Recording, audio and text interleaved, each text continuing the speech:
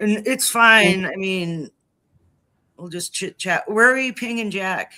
Substack directly, Substack DM, and I'm sending you, copying. I don't know if I could forward this. Yeah, if you can send me the link to the StreamYard, the join link for StreamYard, then I can ping it directly. But also I'm just like DMing him directly on Substack. Okay. Okay, I've just added you as admin.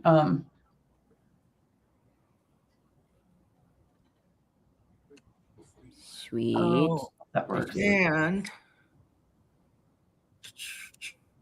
I had the Yep, and I am live on Twitch and Substack on my end as well. Okay, perfect. Let me check me out.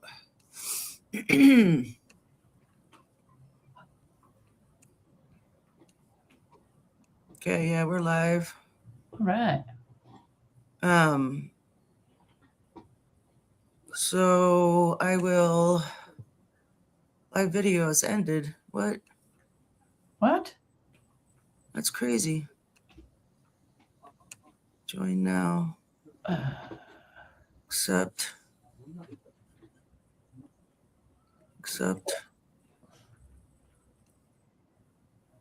The invite is no longer available. That is so weird. What the heck? That's not good. No. Well, it says Tig is live.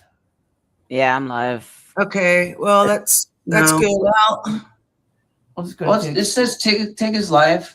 Okay, let me go to Tig's. And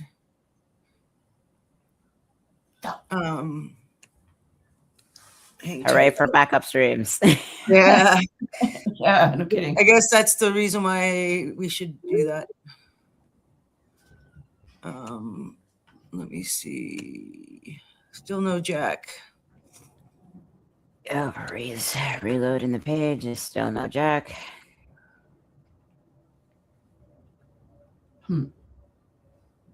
That's all right. We could just cancel tonight too. I mean, yeah. I mean, if you guys aren't feeling well, that's understandable. But yeah, I mean, if we don't have a guest, I mean, we could always ask someone in the chat if they want to come on. Yeah. Yeah, or Hi, Kimmy. Oh, Kimmy's here. Hello. Hey, Kimmy. I'm still trying to find Tig.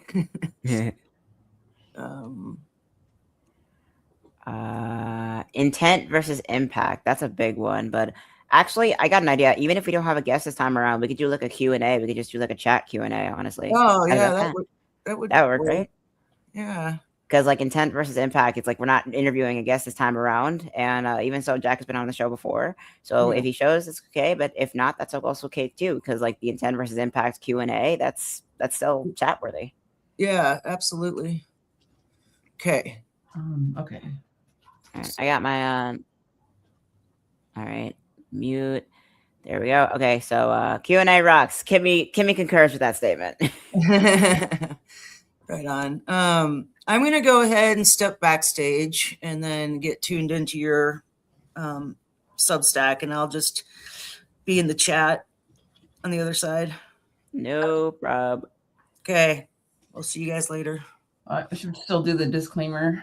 Oh yeah, I did put it in the comments. Yep, and I got it saved on my my little notepad here, so even perfect. Just in case. All right. All right, we got Kimmy and me. Kimmy and me. I'll soon be there. Okay, I'm gonna jump backstage. All right. Sweet. All right. Feel better, Sushi. All right, and then so hello everyone. We're gonna give it a couple minutes, or we're just gonna because we're about 5 minutes in, but the Q&A is flexible, so let's give it a few more minutes. Sushi, if you want to do us a favor and just restack a little bit for the live, because I didn't promote that much on here. people know we're here. And in the meantime, while we're waiting for people to come up and the chat to fill up a little bit, we're going Neuro, actually, you want to just spur up some questions for intent versus impact, because that'll be like a nice little Q&A. I did not have a contingency for this scenario on the spot here. I know, yeah, but even so, just like you could just So- write up some questions real quick. a lot of us don't know intent versus impact, right? Yes. Impact is the actual effect of the thing that you do. Intent is maybe different than the outcome. So you might mean well, but end up being harmful anyways. Yeah. Do you want to expand on that, Tig? Sure, I can expand on it. Intent versus impacts. And I think actually this is something that's been swirling around my brain a lot recently. I think there is this it kind of goes into this larger discussion. Well, the core question is, before we get into intent versus impacts, this is the question I'm going to put into the ether. Why do the right thing? The default answer for a lot of people would give is because I'm a good person.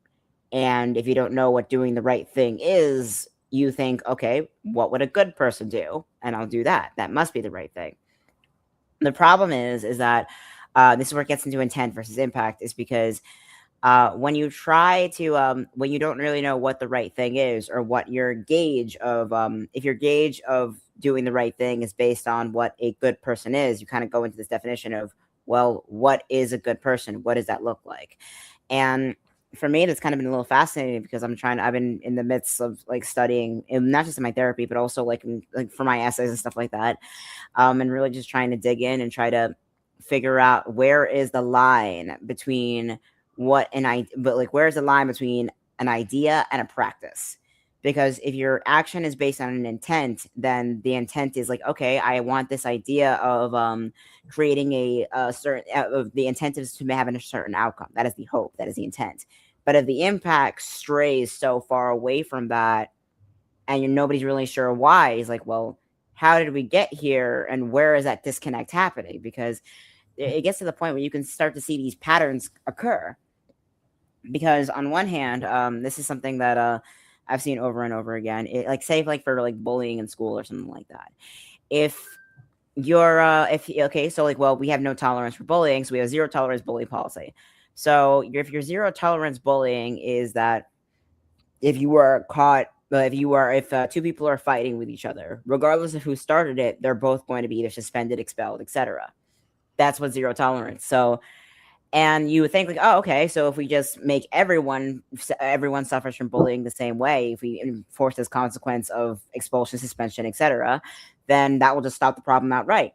If you say it's wrong, then if you declare this is what happens to people, then you learn from the consequence of your actions that this is a negative consequence, and you just won't fight anymore. In theory, that sort of makes sense, but in practice, not really. in practice, it kind of gets a little bit murky, because what victims of bullying often learn from that is like, oh, if I'm going to be punished regardless, then I'm not holding back. That results in like zero tolerance policies for bullying actually become kind of factories for kamikaze victims in a way. It's very, very dangerous very, very quickly, because if the outcome is the same regardless of whether you started it or did something wrong or did something to bring this on, then what's the point? Alternatively, the effect could be the person who is protecting themselves or fighting back decides to never fight back and as a result, never self-advocate. Yeah.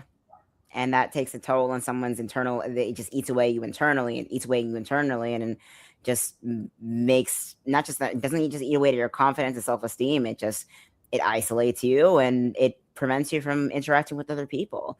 It honestly is a lot more damaging internalized. You just start collapsing internally, and it gets to the point, and it all starts with this idea, well, we don't want bullying is bad, so we want to stop it. But the means of an execution of how that policy operates is a completely different conversation than the intent, than the idea and the agreement that bullying is bad. And I think that's kind of where it gets into the weeds a little bit, because in order to differentiate between intent and impact, you have to first differentiate between idea and practice. And this was an interesting one, because in order to yeah. So differentiating between an idea and a practice. So Neuro, you actually spent some time in the eastern part of the world.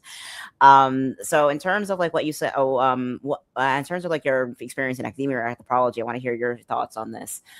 What is there is a pattern of where ideas of morality come from in a cultural sense, correct? Yes. Morality is definitely has cultural particularities. And China's, I mean, there's a lot that overlaps the same, right? Like don't kill people, don't steal, etc. Yeah. But then you get down to, well, they have thousands of years of authoritarianism in their culture. So it's really ingrained in day-to-day life and family life and school life, like corporal punishments, legal there. And that was something that was, I wasn't required to deliver corporal punishment, so I didn't. And I was also in charge when I was in class. So whatever I said goes. So exactly. And there was lend me the authority. And so I didn't allow any belittling or hitting of my students. Sometimes that got me in trouble because I had a co-teacher who would verbally and sometimes physically abuse my students, and he wouldn't listen, and I would lay into him verbally about it. And in my second job particularly, that got me pay cuts sometimes, but I kept doing it. You kept doing it anyway. And yeah, because it also because you know that there's this is why corporal punishment doesn't really work. It doesn't have the impact behind the intention. It almost never does. You can't and even then authoritarian and that kind of this goes in the parenting styles and attachment styles, the whole because I said so thing goes out the window when immediately you say, when you the moment you ask why. Yeah, it immediately goes out the window. And I think that I mean, not just I think, but there's a lot of history behind this, especially in regards to Western periods of morality, because this whole we don't here in the United States, we don't really have that much of a history of authoritarianism in the States. We don't have that much experience with it. However, we do have this really strong problem with patriarchal imperialism and this idea of benevolent control, benevolent high control groups. It's it's kind of a bit more insidious in a way, because the because I said so thing just goes out the window immediately, because you never really get to the point of asking why when you're surrounded from birth. It's oh, this is all that I know, and the alternative is death, damnation, etc., etc. There is this default. It's a different kind of strategy. It's a different form of authoritarianism in a way. It's because on one hand you're oh, so this is beautiful, this is what we have, but if you don't want it, there's always the alternative, burning for eternity and stuff like that. So they pose any other alternative as to what you have and right in front of you as worse than death itself. And that's kind of that's scariness and that terror that comes into it. It doesn't reinforce it because I said so thing. It kind of creates a trap around it. And it's weird if you think about it. It's a bit weird if you think about it that way, because the moment someone asks why is when they look out and see that the hellfire either isn't there or is not what it was as described. It is the Western authoritarian Western high control groups, I find, is very much dependent on the ignorance of what is outside of what you know.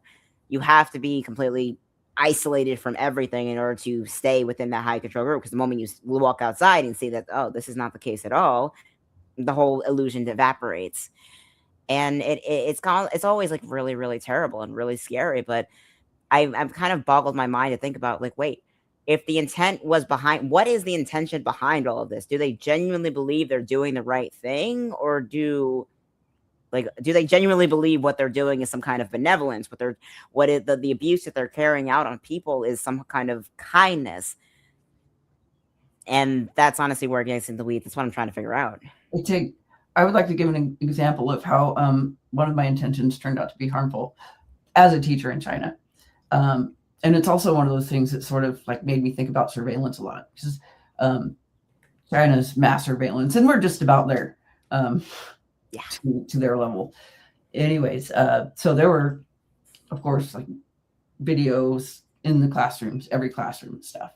And if not for that, I would not have known that my perception was off. But I peripherally saw what I saw was not what happened. What I saw was this larger kid shove a smaller kid on the floor.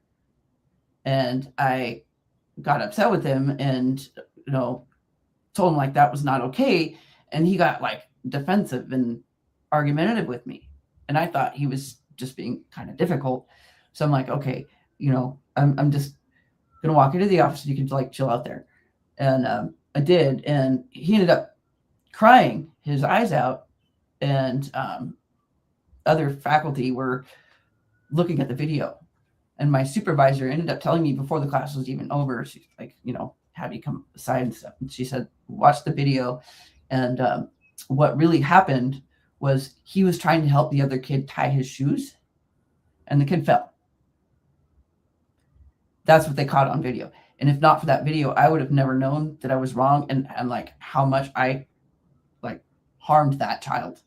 Yeah. And I felt really horrible, and I was really apologetic. And I said, I made a mistake. I'm sorry. I'm really glad the video and I was totally wrong. And I'm sorry. I didn't believe you.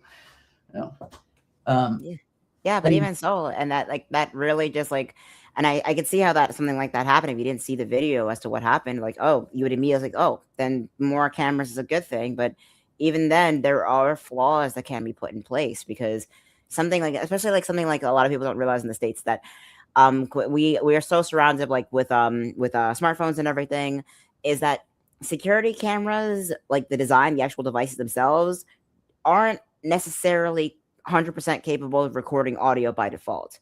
Not all CCTV cameras can record audio by default. So the security footage that we have in the States, especially I'm in New York, we have very strict wiretapping laws and everything like that. The audio is never guaranteed, if at all. So what you can see on a security camera isn't always a whole picture either. And that's where things get like very, very, it's not always so one or the other, because on one hand, that security camera like really cleared up the situation with that student you were working with. It could have been really, really terrible. And I'm sure like being able to reflect on that, seeing that from that different perspective was important. On the other hand, if you're trying to investigate something like verbal harassment on a school, and all you see is a kid just wailing another kid in the face, and you don't know that kid being hit in the face has been telling the quote unquote assailant to that any number of triggering offense, any number of verbal harassment, any number of purposeful psychological damage that was going on beforehand, you're going to see that this kid, the assailant, is mentally unstable and should be drugged or whatever the hell. It's not always 100%. I think there's even if the intent is to bring safety, that's the appeal like surveillance technology on it. Oh, it's like if we can see everything around us, it makes it safer, but that's not always the case. Had audio too. Yeah, it's different tech. It's different tech. Yeah, so like it made me think a lot about surveillance. Like, in what instances is it okay, and in what instances is it not? Because before that happened, I was kind of like anti-surveillance in classrooms, and then after that happened, I was like, well, that held me accountable. Even though I didn't mean to be harmful to that kid, I was. Exactly. And it's the tricky part as to where the line begins and where the line ends, because on one hand you have like, if the audio is there and the footage is there, it can hold bad actors accountable. On the other hand, if the assumption that, this camera is 100%, but the audio was not there, or the perspective is off in some way, it can be weaponized in a way that can cause very serious harm as well. Yep. It is very possible for a very clever person to skew perception. Yeah, or not even a clever person. I mean, as long as you have like good communication skills and people around you don't know the difference, that's not hard to do. It's actually happened to me before too. Yeah. Before I was like more in tune socially, and I like missed a lot of social cues. It was well before I was ever diagnosed with neurodivergence, but it was something that really gave me a lot of social issues for a long time until I was actually in grad school. Like some of it I was able to kind of figure out, but I still had a lot of problems. And then when I took linguistic pragmatics, that was when I started realizing, like, oh, that's why people are getting annoyed with me, you know. Yeah. Oh my God. I mean, I was always isolated in that regard, but my Hail Mary was, get this, theater, improv, and like improv theater and magic, like stage magic. Because I knew that like masking as like a normal person would be nearly impossible for me. However, magic tricks still worked on neurotypical people. So I may not be able to like mask as a normal person and blend into the background, but I could still work the room and be phenomenal with it if need be. Because you think about it, I mean, what is stage magic in a way? It's like 2 parts aura, like 1 part gadgets. And that's pretty much all it is. Like if you understand how these pauses work, if you can see it as a science, then you could easily like recreate something magical and remarkable in a way. That's kind of what marketing is. It's all bullshit, but it's how you shovel it that matters. Hey Tig, Kimmy says she wants to interview both of us. Oh my God, that'd be great, Kimmy. Invite her on. Yeah, we can. Yeah, I mean, yeah. Yes, we can. Yes, we shall invite Kimmy on. Okay. Sushi thoughts. Oh wait, this is your live stream. I think you would have to invite her, and then I don't know how to get her onto. Oh wait, Kimmy, I will send you a link. That's right. Yeah, Sushi got it. Sushi got it. Oh, she's doing it? Yeah.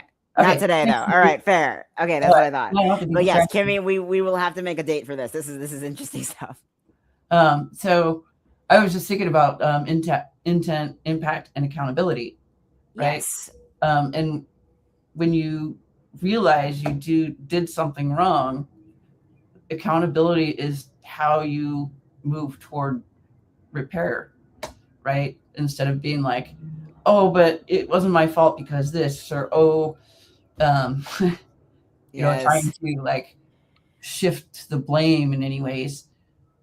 Yeah, and that was something I had to learn because I grew up in kind of I grew up in a small town, and it wasn't every adult in my life, but there were enough adults in my life where, you know, if there was any like wrongdoing and whatnot, it didn't like, you kind of just didn't want to be responsible because of the backlash, the consequences were inappropriate. Yeah. And you know, it took me a while to like be like, okay, you know, actually just owning the error and trying to do better says more to the character than trying to hide the fact you were wrong in the first place. And I had to learn that as an adult. Yeah, and that's honestly, and on the flip side, it's very like that on its own is great, but it could also like be undercut and weaponized in that same regard. It's like taking accountability for oneself is always important, but this is honestly the definition that I actually found really important, because the definition accountability is taking ownership over an outcome, while responsibility is taking ownership over an action. Okay. So like in a way, like you can take in terms of like okay, this was an example I can give for this.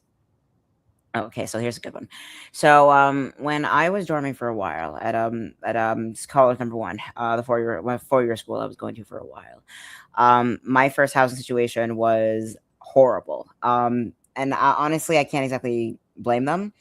I can understand why she was this aggressive, why this person was this, frankly, just plain abusive and hostile and impossible to please. Essentially, she was abused earlier on the semester. She had a lot of things going on herself, but the word accountability was said over and over, like take accountability, take accountability, take accountability. No matter how many times I the kitchen was clean. Okay, that's fine. I applied. I cleaned the kitchen. It still wasn't good enough. Take accountability. And it was almost like, all right, so what exactly is the issue here? Like cleaned the kitchen, everything's in order, and that's when I realized it wasn't really an issue. The kitchen was not the issue here. The kitchen was not the focus of the frustration. The focus was me. The focus was I was in a situation where I was in a living situation where I was not welcomed. I was not wanted. I was not appreciated. And it really, it boggled my mind for a while because this person did everything in her power to make sure that I knew that and make sure that I knew that I was worthless. I was a quote unquote disgusting child, as she put it, and that I didn't deserve college at all. And she made that very clear. And I realized at that point that what she wanted was not accountability for the actual action. Like, I took responsibility for cleaning the kitchen. That is something I fulfilled. What she wanted in terms of accountability was the outcome of either not doing it at that moment, not being on her schedule, or the outcome of like, okay, the kitchen was clean, but that's no longer the issue. The issue is now I am in a space where I am not wanted. I am in a space where this person does not want me here, and this person sees me as an invasion of their space, an invasion of their boundaries. And no matter how many steps I take, or just, okay, this will be good, it was never enough. Mm-hmm. And that is something I had to really think about because, okay, like, especially because, like, there's a lot of puritanicalism with people my age. And there's like, all right, there is a distinction between accountability and responsibility. You can take responsibility for an action and fix it, but it won't alleviate the stress and impact that action, that the outcome has caused, even if you can't take ownership over the outcome. If it wasn't your intent, not regardless of whether it was intention or not. If the outcome was in terms of the kitchen, like if the outcome was, okay, the kitchen was clean, but the outcome was I'm still present in that environment, then no one is happy. No one was happy still. And that outcome, the only way I could really take accountability for that situation was to leave. That was the only way. That was the only acceptable form of accountability I could have taken in that moment. And unfortunately, that's the thing I had to force. That was the situation I was forced into. It was a really damaging and really horrible situation that I was in. And it really screwed up because I was like in emancipation already. I was already trying to move away from a previously abusive situation that treated me with the same level of hostility. And I still remember that disgusting child bit years later because it stuck and it left a significant scar. I was already vulnerable. And I think in terms of bettering oneself and making sure that we limit the amount of harm caused, I think we need to establish what kind of, well, not just like broaden the definition of what harm is, but also understand that, like, all right, in our quest for accountability, all right, we got the bad guy, we dismantle this person in power, where this person can no longer cause any harm. Now what? Now it's very much this is honestly a very tricky situation to be in because this is something I've seen over and over again, that you join an activism group or you join a group of students or try to do the right thing. Mm-hmm. And the moment you ask, okay, this is a great idea, what steps are we going to take to make it happen? They scream at you. They use every defamatory language in the book, racist, ableist, the works, and they kick you out of the room immediately afterwards because because the plan never really came to fruition. It was the idea of, we want to make things better. We want to make this a great community. We want to make this better. The execution behind that idea was not present. Okay. I want to see what your response to this is. A comment in the chats by Juliana. Mm-hmm. Hope I don't know how to pronounce that. I need to learn how to pronounce that. Anyways, she said, this is a hard concept for someone that's neurodivergent because of the dissonance society puts out. We are taught to do the right thing, yet outcome shows consequences for speaking up. Do you have a response to that? Yes, that's a really good point. That's a really good point, actually, Juliana. That's a really good point you made, because the dissonance is definitely there. It's like we are told to do the right thing, but not really told what that right thing is. And I think that's honestly where things get into the weeds a little bit, because like basically, or like society tells you to do the right thing by being a good person, but being a good person means being a very specific box of person. You can do I mean, from my perspective, the right thing is this is more of a like a neo-utilitarian perspective. This is honestly where you get to the philosophy and whatnot. But for me, what decision can I make to have the most amount of sustainable, beneficial impact in the long term? Long-term, sustainable, beneficial impact. The holy trifecta right there. You need to be able to every decision that I try to make and try to move towards that goal of making things better for the most amount of people, for the most amount of time, and the most amount of impact. So like, because every decision you make has ripples essentially. Because if you're a living thing on this planet, your existence has ripples. And I think that's honestly why I think I get into conflict with so many people, is because that perspective requires completely disavowing the idea of being a good person entirely. Because you can't really perceive yourself to be a good person or a bad person. You have to just perceive yourself to be a person making the decision to have that's going to one way or another is going to have impact. Because if you make decisions because you think you're a good person, well, that kind of puts it okay, so that means like, oh, if I'm a good person, that means every decision I make is in line with that idea of being a good person. And if a decision you make has an impact that you didn't really see coming or did not have the impact in line with your goals, then then it immediately goes into cognitive dissonance a little bit. So like, oh wait, that's not what I meant. That's not what I wanted to happen, or that's not what you wanted to happen, but I am still a good person because my intent matters, even though the harm is and the damage is done. It's a very, very difficult thing to think about, because I mean, the idea of being a good or bad person is so common and is a very common mentality. And I think that's where that's kind of where this again goes into history, where that line between like religious ideation and cultural philosophy starts. Because ideas can come from a variety of different places that can kind of bleed into culture, regardless of whether you subscribe to a certain belief system or institution or otherwise. I mean, the idea of like karma, like what goes around comes around, that goes all the way back to Hinduism, but it's still stuck around, even if you're not a devout Hindu or have no connection to Hinduism whatsoever. I think that's the thing, the tricky thing with ideas cannot be stopped, ideas cannot be snuffed out, ideas cannot be killed, but ideas can manifest physically into tangible practices. And practices are not just actions, and not just actions that have consequences. Practices are patterns of actions. Practices are a little bit more complex than that. And practices, therefore, can be regulated, can be changed, can be shifted, can be tinkered with. So I think if you're going to be, I think this idea of being a good person or a bad person kind of completely just misses the point entirely, because it misses the point because it makes every decision you make a battle for your soul in some way. Better Better to think about, I don't know, for me personally, is I try not to be an asshole. Just try not to be an asshole. It's not, I don't get to say I'm a good person to somebody else, because there are people out there who think I'm not a good person. I've heard them, and maybe some have forgiven me and maybe some haven't. And I'm also not entitled to that forgiveness. But people are complex, right? There are people who've hurt me, and, I might be unhappy with them about that. But I'm not necessarily willing to do like I used to do in the past and drag their name through the mud, right? Shout from the rooftops what they did,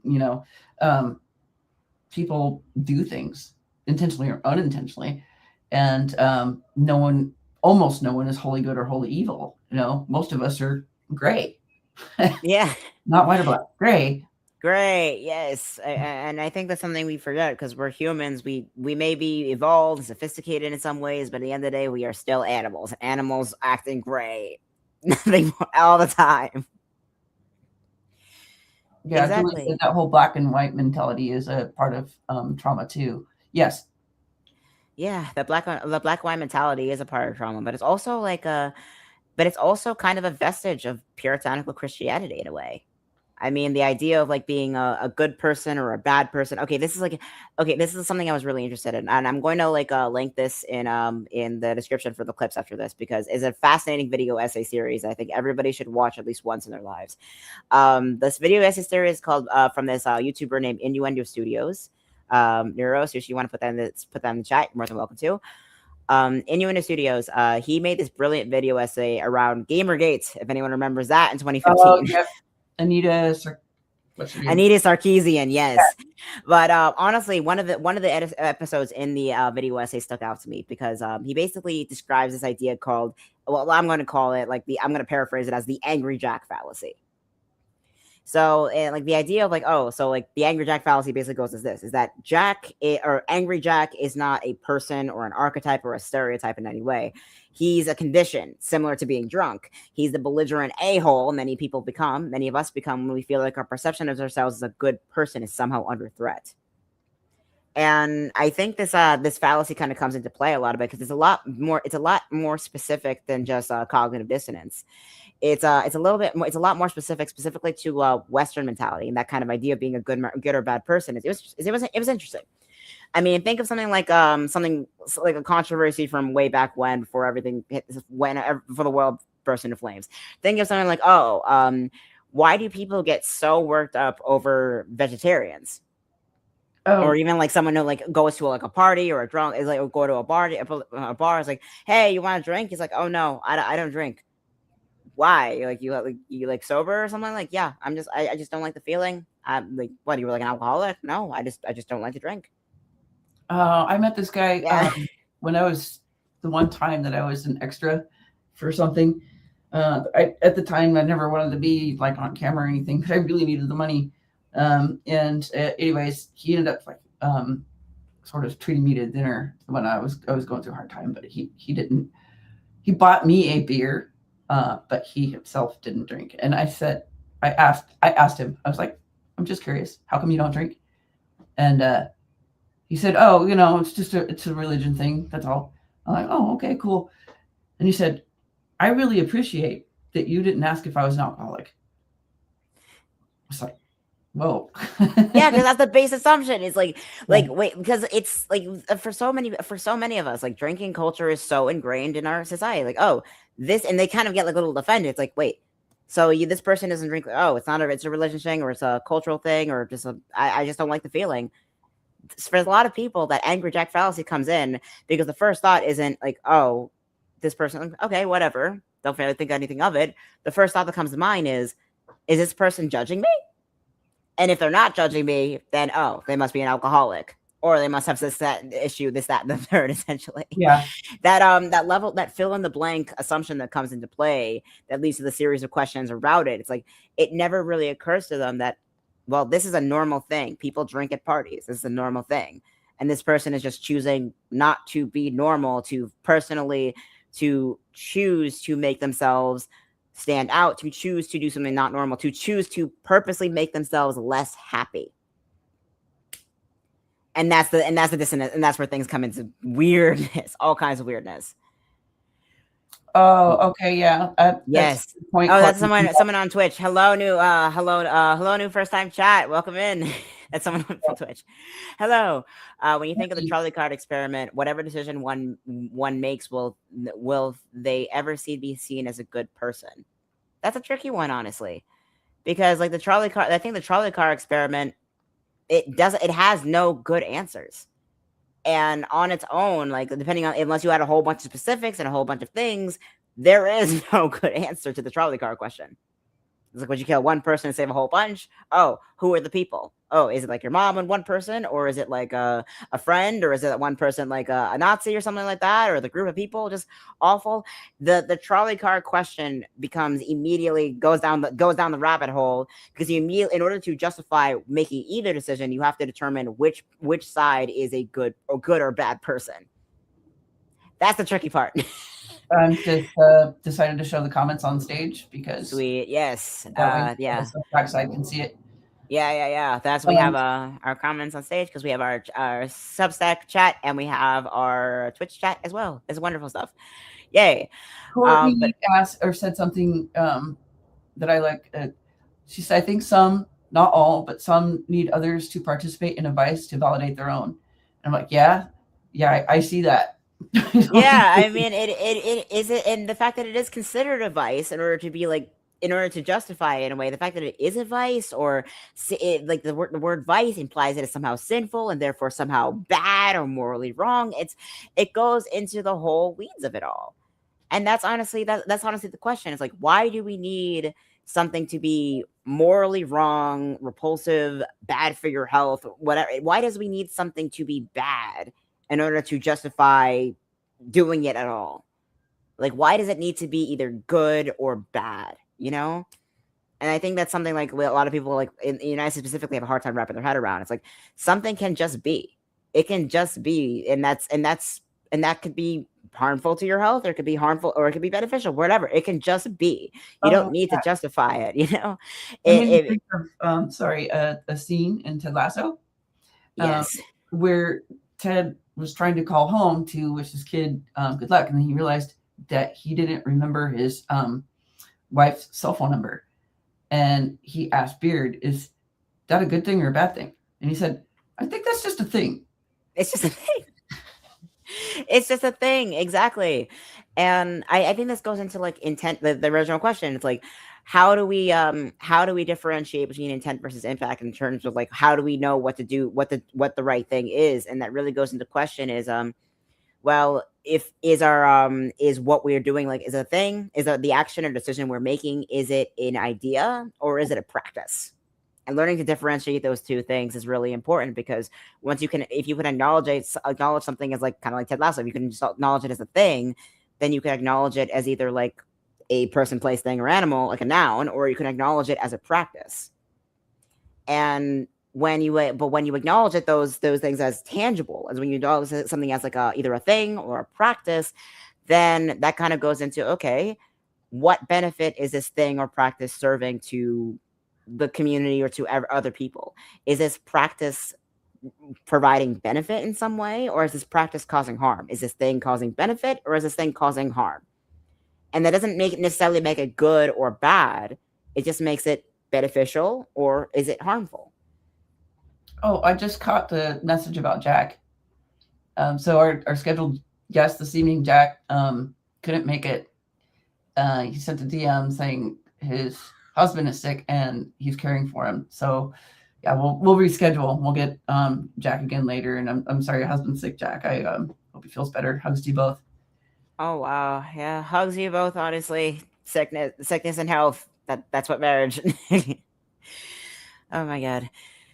What was I saying before? Yeah, it's what was I saying before? Right. So let's get back. Intent versus impact. And okay, so once you acknowledge something as a practice, it stops becoming such a nebulous idea. And this is honestly where it goes back to the bullying example I gave before, because like this idea of well, not even this idea, but like the assumption, if you come to like someone and tell them like, hey, I'm being bullied at school, is like, so what's something that's a common phrase people will tell you? Oh, why do you care what other people think about you? Very common thing. But for me, like I was able to analyze that phrase a little bit more. It's like, you can be aware of the perception of other people. You could be aware, you could be cognizant of the impact you have on others and the impact other people have on you, without valuing them or caring about them.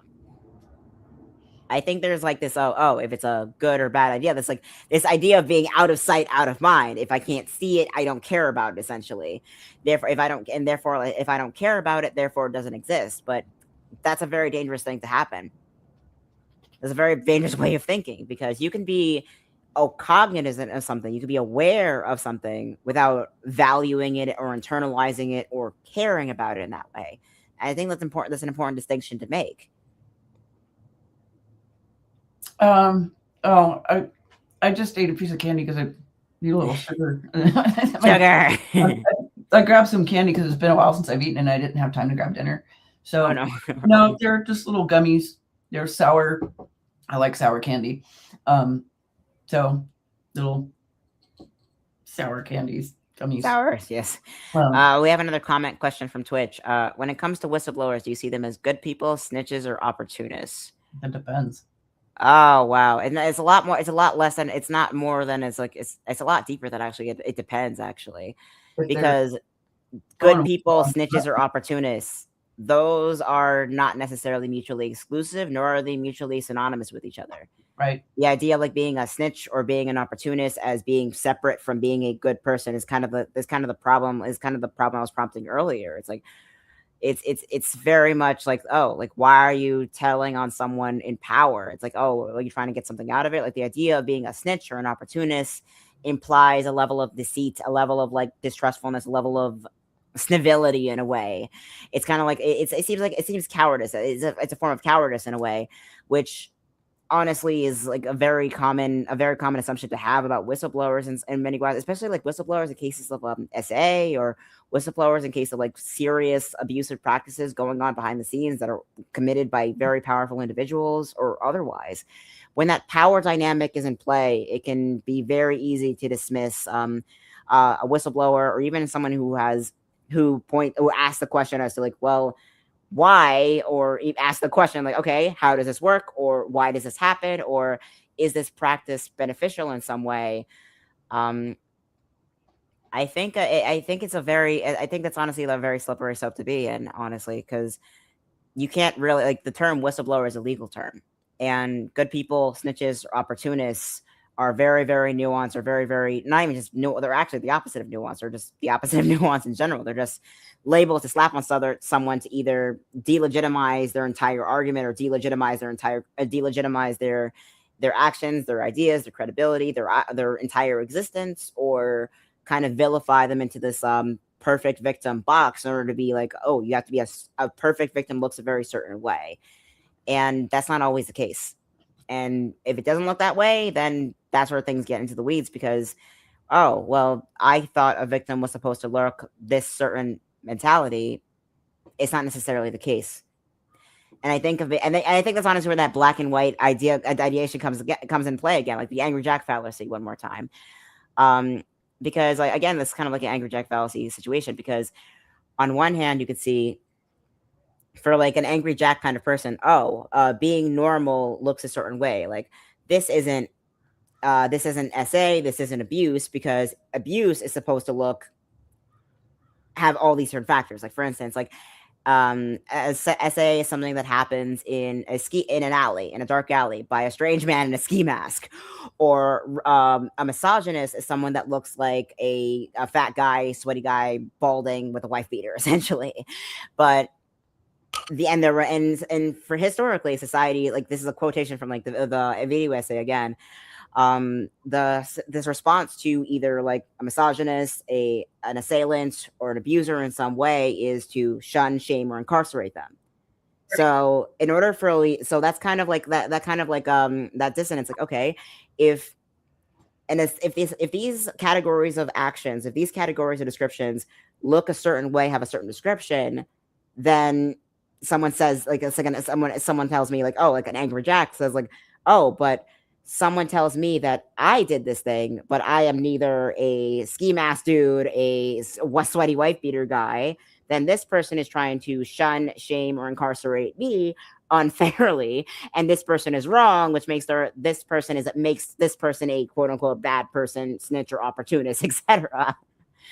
And it really comes into play, like, because when you see when you not even just when you see, but when you perceive like this idea of what a good person or what a bad person looks like, when you assign the word person to it, you're immediately assigning an identity, an archetype, a vision of what that person should look like, and any deviation from that just makes people very confused. Yeah. So I'm sorry, I strayed away from the chats for a second. No problem. I was rambling off for a bit. Respond to Courtney, what she said there. Oh yeah, hello Courtney. Courtney wrote, those things are not necessarily mutually exclusive either. They may want to do the right thing and want to benefit from it, for example. Yeah. I mean, too much info too fast. Yeah. Sorry about that, Kimmy. I'll try to slow down a bit. Those two things are not mutually exclusive either. They may want to do the right thing and want to benefit from it, for example. Yeah, that's understandable, honestly. I think there is if you like, especially like in social work or activism work or any other kind of like important work that is often unappreciated or seemingly thankless, there is this expectation like, okay, if I'm going to be helping people, I should be compensated for my work. Being compensated for my work fairly to be able to sustain myself by doing something I care about, by helping people, is not an opportunistic thing to do, and it's not a moral failure in any way to want to desire or need to be compensated for doing thankless work oftentimes.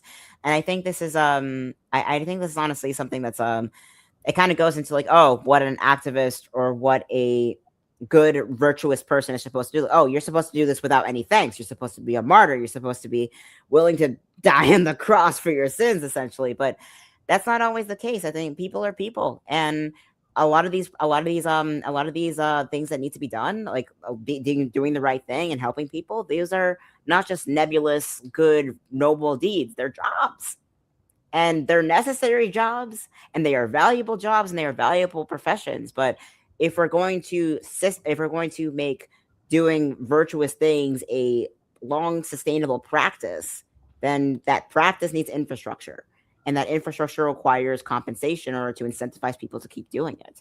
And if the incentivization is not there, whether it be like smiles and faces or financial or livable or being able to sustain yourself compensation, then that practice, then you're going to have less and less people engaging in that practice, because contrary to popular belief, because fear is not more powerful than positive reinforcement. Fear is often a lot more short-sighted than people realize. I mean, if you want to really sustain someone to go the distance for miles and miles and miles, you make it worth their while and incentivize them with positive reinforcement every step of the way. So Kimmy had a question about dreams, or what we think about dreams, but that seemed like a pretty broad question, so I'm kind of asking for a little more specificity. Oh yeah, and Kimmy had a dip, I think. Oh, Kimmy had to go. Oh, that's too bad. All right. Oh. Yeah, Kimmy had to go. Oh my goodness. Oh, yeah, I see it now. I have to run, pals. Oh. Too much info too fast. I know. Yeah, I just discovered a couple more features on StreamYard. I'm like, oh well, this is how you show comments. Oh well, this is how you do this. Oh, fascinating stuff. So, oh my god. We have another comment from Twitch. Okay. Like if you have like if you have information about a crime, but you only come forward if reward money is offered instead of doing the right thing from the jump, I have a problem with that. Yeah, that's understandable, honestly. That's honestly kind of understandable, but it also depends on like the context of what that crime entails, you know? Because not even just there's always like the vices, the bad things, you know, like there is don't cry, don't hurt people on purpose, don't kill, don't steal, don't rape, abuse, etc.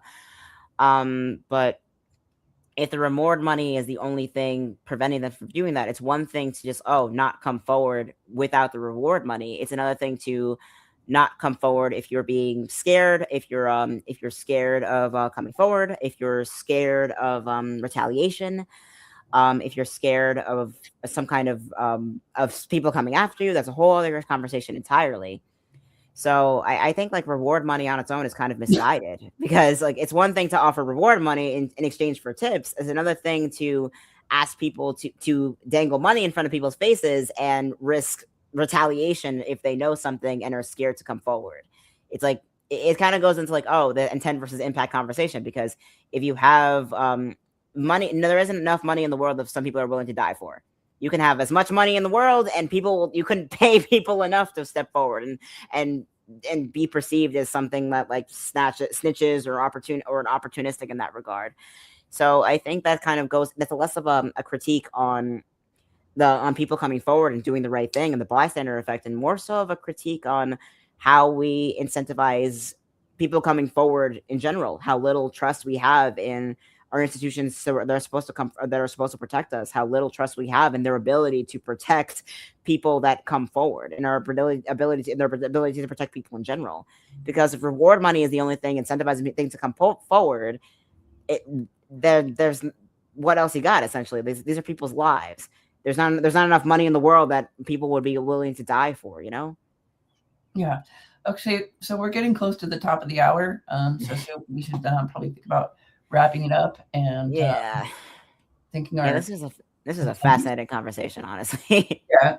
I'm sorry, I'm not able to keep up well today. For a different conversation.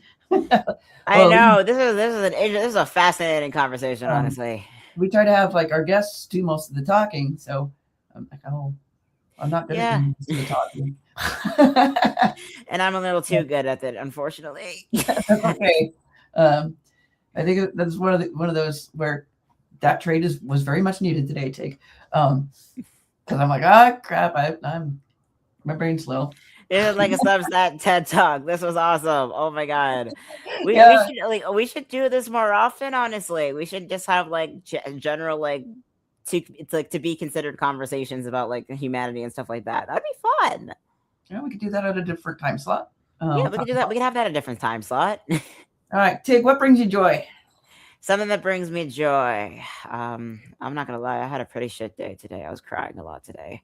My CPTSD was raging all day today, but something that brought me joy today was after I went before we went live. My neighbor across the hall in my apartment, he's like, listen, I just made this like braised like pork belly. You want some? I was like, all right, I'll trade you in exchange for and I'll trade your braised pork belly in exchange for teaching you how to do something on your phone. And it's nice to have like neighbors in my building and on my floor that I can relate to in that regard, but also have a little barter system, It's nice that even if I wasn't like having it today, not willing to talk, I was just not really having it, a lot of pain. Someone's like, hey, listen, it's okay. You could just I'll just do your thing. Here, take some, have at it. And it's nice to be, that's something that brought me a little bit of joy before coming online today. And that's something that brought me a lot of joy. I wanted to share a new doodle I was working on, but it's not showing up on camera. Shoot. Sushi and like, I mean, I can try, but you're probably not going to be able to see it so well. But I'm learning new techniques with bubbles and trying to bubbles more colorful and pop out a little bit more without actually looking like they're popping. So I was really having a lot of joy with that today. Other than that, it's sour candy. I really love sour candy. Sour candy is good. You heard right, citric acid. Sour candy is delicious. Some of them are more sour than others, so I don't want to like eat a whole bunch of them and go I'm on screen. Thank you, Court. So yeah, we've just got like a few minutes left. Next week, where did I write that down at? Next week is June 7th, right? June 7th, that's the one. Yeah, okay, we'll have Nieta Green on. Woo, Nieta Green. Subscribe on Substack to her. Yes. We'll put the links in the ad as we promote like the incoming day. Oh yeah, disability democracy, disability community for democracy now. Yeah, and well, I think another way you can find it is what's it called? Nothing About Us Without Us. Yes, that's her live show. It's wonderful. Yeah, I really enjoy Nieta, and she could be a little spicy sometimes. Yes. Go. she's not afraid to push back. That's what I love about her. And then the week after that we'll have Aaron O'Brien. I don't know a whole lot about that. I'm gonna have to ask Sushi. And Sharon Rise and Crumble, and then our last Sunday we'll have Natasha K and A. Evie. Ooh, yay! Okay, so we've got a really awesome month lined up, and I just realized it's Pride Month coming up. Pride Month. Yeah, tomorrow Pride Month starts. Pride Month starts. Oh my god, it's gonna be It's gonna be one hell of a summer. I'll tell you that. But with that being said, shall we do our shameless plugs? Yeah, you can find me, Neurodivergent Hodgepodge. Probably already know where I am on Substack. I also just started a Twitch account and a Facebook page. The Facebook page in particular has a paucity of followers, and I have to be on it for like 60 days and have 100 followers before I can live stream to that. Neurodivergent Hodgepodge is also on Blue Sky. I don't have an Instagram yet, but I'm trying to get myself to be more ubiquitous. I'm really bad at cross posting. Yeah, I gotta share some of my tips with you on that. One by one, and I hate that. Yeah. The live streams are easy because StreamYard, I can just plug them in and done. Okay, you go, Tig. All right. I'm Tig, Tig M. I'm the writer of Tigology. On Substack. It's a little publication I write, which essentially just trying to figure out how to do the right thing as to what that is, and also new ideas of things we could do to make the world a better place. So that's at Tigology on Substack, and you can follow me on Twitch and YouTube as well. I am branching out on Blue Sky, or if you want to see more of my work that isn't available on the free platforms, you can go to Tigologyverse.com and see all my work there. I'm working toward not just writing on publications, but I'm also working on trying to eventually start a think tank super PAC in the future. And I have a lot of ideas on things to move forward from there. And I'm just always trying to keep my website up to date as much as I can. And so for that being said, thank you so much for joining this rather unusual episode of Mind Haven. Oh, yeah. I wanted to say one quick thing that Juliana said. I was feeling restless, and coming into this chat tuned me into a more grounded frequency. Thanks to you, great humans. Thank you, Juliana. Thank you, Juliana. Really the thing that we aspire for, right? In addition to destigmatizing mental health. Yes. But we also like to try to be a safe space and to be somewhere that at least helps people feel like they're not alone. At least. But if they can feel a little bit better, that's even better. So being human among humans, that's what we're here for. All right, everybody. You all have a wonderful Sunday evening, and I will see you later. Later, peoples. Bye. Bye-bye. Oh, wait. I got to close it on StreamYard. There we go. Hold on. Leave and... Hey, Sushi, can you do that?